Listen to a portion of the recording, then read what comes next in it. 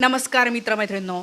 आज महाराष्ट्राच्या उपमुख्यमंत्री सुनेत्रा पवार यांना गुंगी गुडिया असं म्हटलं गेलं आणि याच्यामुळं वाद इतका चिघळला की माजी मुख्यमंत्री पृथ्वीराज चव्हाण यांच्या फोटोला जाळण्यात आलं आणि राष्ट्रवादी काँग्रेसचे कार्यकर्ते हे काँग्रेसच्या कार्यालयावर जाऊन धडकले, माफी मागायला लावत आहे आणि आता खूप मोठा राडा जो आहे तो सुरू झाला आहे. आता हे काँग्रेसने गुंगी गुडिया का म्हटलं आणि तो विषय कुठून सुरू झालेला आहे हे आपण पाहूया. पण सगळ्यात पहिल्यांदा मी एक सांगते की उपमुख्यमंत्री असलेल्या सुनेत्रा पवार यांना असा शब्द वापरायला नव्हता पाहिजे. त्यांचे जे काही आक्षेप आहे ते वेगळ्या प्रकारे सुद्धा मांडता आले असते. तर विषय काय होता माहिती आहे का? बीडमध्ये पालकमंत्री सध्या सुनेत्रा पवार आहेत, त्या बीडच्या दौऱ्यावर होत्या आणि या ठिकाणी त्यांनी काही गोष्टी साठी पत्रकार परिषद घेतलेली होती आणि पत्रकारांना काही गोष्टी त्यांनी सांगितल्या. त्यावेळी एका पत्रकारांनी प्रश्न विचारला की बीडमध्ये कायदा आणि सुव्यवस्थेची खूप मोठा प्रश्न आहे, गुंडगिरी खूप वाढलेली आहे, याच्यावर आपलं काय म्हणणं आहे असा प्रश्न विचारला कार्यकर्त्यांनी. तेव्हा सुनेत्रा पवार ताई धनंजय मुंडे यांच्याकडे बघताना दिसत आहेत आणि धनंजय मुंडे पत्रकारांना असं म्हणतात की बस बस आता राहू दे, आणि असं करत ते उठतात आणि काय म्हणून असे ॲक्शन पण करतात, हे पण दाखवतात.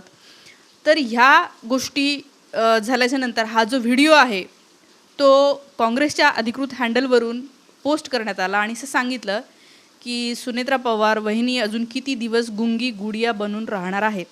तो व्हिडिओ तुम्हाला पहिल्यांदा दाखवते आणि काय राडा चाललेला आहे ते पण पाहूया. पण जर तुम्ही बघितलं याच्या खालच्या कमेंट्स तर लोकांना प्रश्न पडलेला आहे की सुनेत्रा पवार बोलत का नाहीत. बघा काय पहिले. सुरेश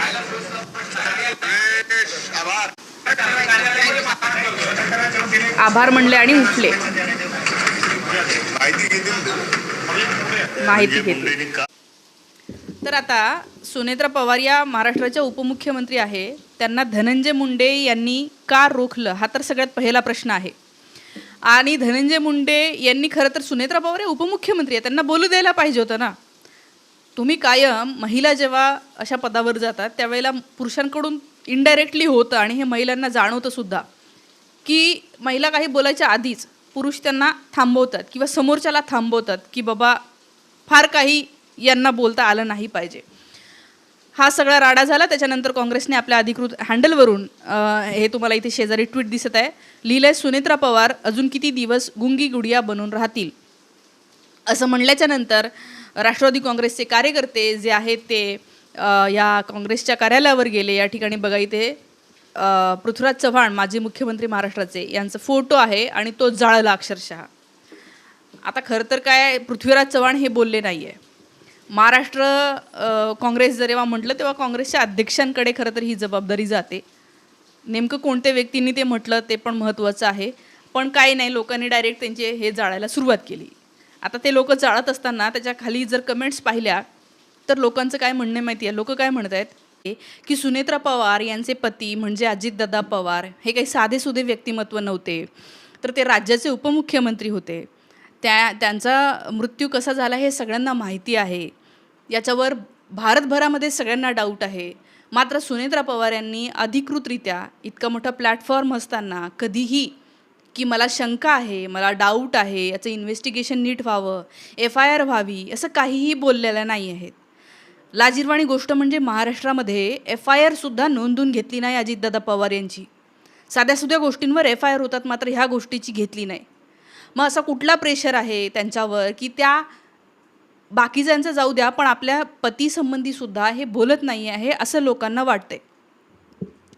आणि हे जे काँग्रेसच्या पेजवरून बोललं गेलं, इवन हे सुद्धा म्हटलेलं आहे काँग्रेसचे जे अध्यक्ष आहे प्रदेशाध्यक्ष हर्षवर्धन सपकाळ, ते असं म्हणतात की गुंगी गुडिया हा अपशब्द आहे का, गुंगी गुडिया ही शिवी आहे का, गुंगी गुडिया असंसदीय शब्द आहे का, तर हे वर्णन आहे.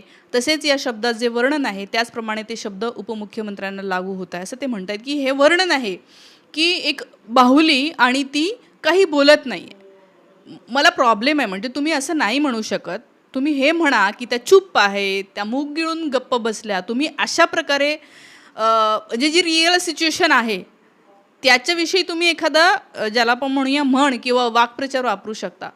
पण असा एक टॅग लावणं, ते पण गुडिया हा शब्द त्याच्यामध्ये येतो ना, बाहुली है ना, कधी म्हणतो आपण बाहुली एखाद्या गोष्टीला. तर हे इंदिरा गांधींना विरोधकांनी शब्द वापरला होता इंदिरा गांधींविषयी की हे गुंगी गुडिया आहे, तेव्हा त्यांचंही चुकलंच होतं. त्यांनी सुद्धा संसदीय म्हणण्यापेक्षा गुडिया हा शब्द मला नाही वाटत कधी खपवून घेतला पाहिजे. पण त्याच्यावरही त्यांचं एक्सप्लेनेशन आहे आणि ते कुठेही असं म्हणत नाही की आपलं काय चुकलं. आणि ते म्हणतात की अजितदादांच्या विमानाला झालेल्या अपघातापासून अनेक विषयांवर त्या बोलत नाही आहेत, त्यामुळे सुनेत्रा पवार यांनी टीकेला समजून घ्यावं, त्यावरून गोंधळ घालण्याची किंवा आम्हाला शहाणपणा शिकवायची गरज नाही, असं हर्षवर्धन सपकाळ म्हणतात.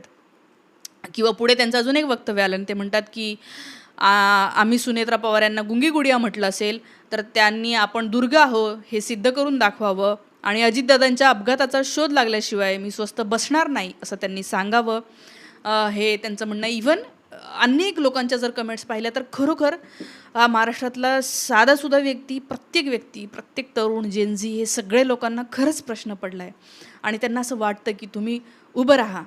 बघा, रोहित पवार सतत प्रेस कॉन्फरन्स घेत आहेत, रोहित पवार काय त्याच्यातनं बाहेर काढतायत आणि शेअर करतायत की हे असं झालं बघा. तर सुनेत्रा पवार यांनी त्याच्याविषयी कधी काही बोललेलं दिसलं नाही. खरं तर तुम्हाला सगळ्यात जास्त काळजी राहायला पाहिजे होती ना मॅडम. आणि हा लोकांचा जेन्युइन प्रश्न आहे. म्हणजे तो शब्द किती चुकीचा असला तरी आता आपण थोडंसं त्याच्या अर्थाकडे जाऊन बघूया की सामान्य व्यक्तीची आपली इच्छा आहे की त्यांनी बोलावं आणि त्या मला असं वाटतं बोलतील. त्या कणखर आहेत, त्या समजदार आहे. मी त्यांचे अनेक जुने व्हिडिओ पण पाहिलेले आहे. मला माहिती आहे की त्यांच्यामध्ये मॅच्युरिटी आहे एक प्रकारची, जी मला भावलेली आहे खरं सांगायचं तर. आता माहीत नाही त्यांना कुठलं प्रेशर आहे काय आहे. आणि आपल्याला माहिती आहे की सत्ताधारी आज लोक कसे आहेत आणि त्यांच्यासोबतच्या लोकांनासुद्धा ते किती काय म्हणूया हे करून ठेवत आहेत. इवन आत्ता 20 जुलैला जे दिल्लीमध्ये विद्यार्थ्यांवर आंदोलकांवर लाठीचार्ज झाला, त्यांचे हातपाय मोडले, कोणाचा डोळा डॅमेज झाला, कोणाचा नाक कान डॅमेज झालं, फार हाल झालेले आहेत मुलांचे मुलींचे. एका मुलीवर FIR झाली, काही मुलींना थ्रेट्स येत आहे, तुझ्या घरी घुसू, जिथे दिसशील तिथे तुझं हे करू वगैरे. हे असं सगळं होत असताना सुनेत्रा पवार त्याच्यावरही काही बोलत नाही. उलट त्यांनी अमित शहा यांची तारीफ केली आहे. हे सगळं झाल्यावर ते म्हणत आहेत की अमित शहा गृहमंत्री आहेत आणि ते खंबीरपणे हे सगळं जबाबदारी सांभाळत आहे, असं त्यांचं 4 दिवसापूर्वीचं वक्तव्य आहे. तिडीक गेली होती डोक्यामध्ये की तुम्ही असं कसं काय बोलू शकता. म्हणजे ठीक आहे, समजा तुम्हाला टीका नाही करता येत किंवा अमित शहांचं चुकलं, प्रशासनाचं चुकलं असं नाही म्हणता येत, तर नका म्हणू, गप्प तरी बसा ना. तुम्ही उलट त्यांची तारीफ करताय तेव्हा तुम्ही किती मोठी धूळफेक करताय या सगळ्या जनतेसोबत. आणि अनेकदा असं झालंय की ठीक आहे, आता समजा मजबुरी म्हणून तुम्ही त्यांच्यासोबत आहात, पण गरजेचं नाही आहे ना की तुम्ही त्या लोकांची तारीफ केली पाहिजे. जे चुकीचं करत आहेत त्यांची सगळ्या जगाला दिसते की काय चुकीचं चाललेलं आहे, त्यांचीसुद्धा तुम्ही सुप्तपणे सेटलपणे कुठेतरी तारीफ करताना दिसतात. आणि त्यामुळे जे इथली सामान्य जनता जी खरोखर साफ मनाची आहे, निर्मळ मनाची आहे, आणि तिला असं हे एक घाव दोन तुकडे करायला आवडतं, हे असेल किंवा हे असेल असं करायला आवडतं, तिला असं घोळून बोललेलं, खूपच गोड बोललेलं, काहीतरी साखर लावून बोललेलं नाही आवडत. आणि मला असं वाटतं ती जनता आहे, ती जनता जनार्दन आहे की जी अपेक्षा करते की सुनेत्रा पवार इतक्या इतिहास घडलेला आहे की उपमुख्यमंत्री पहिल्यांदा महिला झालेली आहे, तर त्यांनी खरोखर या महाराष्ट्राला दाखवून द्यावं की महिला शक्ती किती खंबीरपणे, कितीही मोठ्या ताकदवर माणूस असू दे त्यांच्यासमोर उभं राहू शकते. मला असं वाटतं आज महाराष्ट्र सुनेत्राताईंकडून हेच अपेक्षा करतोय. आणि येस, गुंगी गुडिया म्हणणं हे चुकीचं होतं, हे सुद्धा मी ठामपणे सांगते. या सगळ्याबद्दलच्या मित्रमैत्रिणींनो तुमच्या प्रतिक्रिया कळवा. शक्य असेल तर तुम्ही चॅनलला आर्थिक मदत करू शकता. थांबते. Thank you so much.